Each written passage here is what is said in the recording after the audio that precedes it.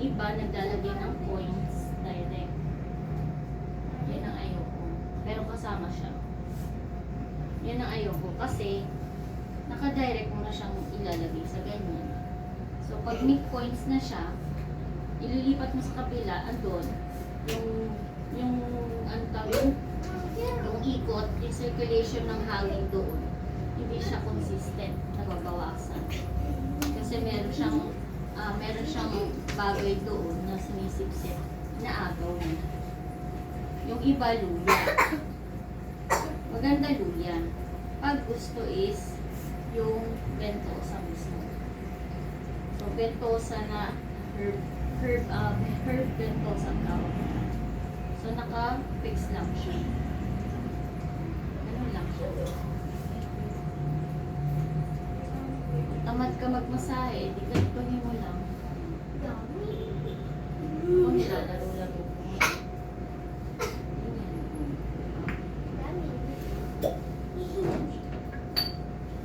Kasi ito ay mag-get ko eh. Tanggalin mo. Ayaw din siya mag-get ko. Tama na ba?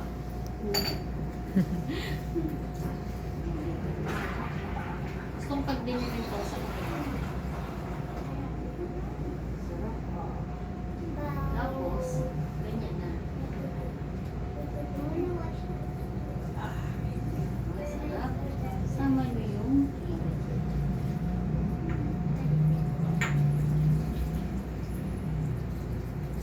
yung iba kasi hindi ginaganito.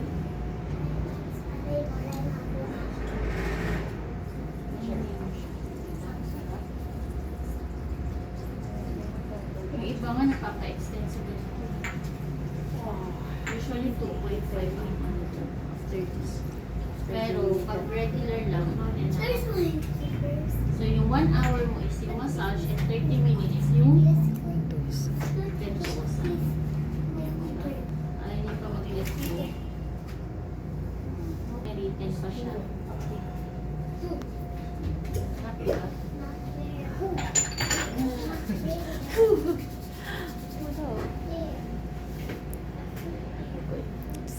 Sarap. Favorite siya, oh.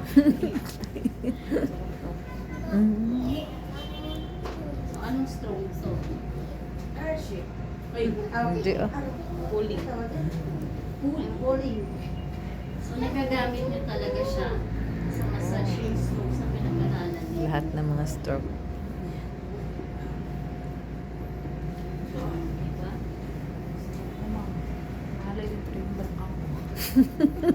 Kala niyo basic lang siya, pero kung ginawa niyo siya sequence, sana siya ano.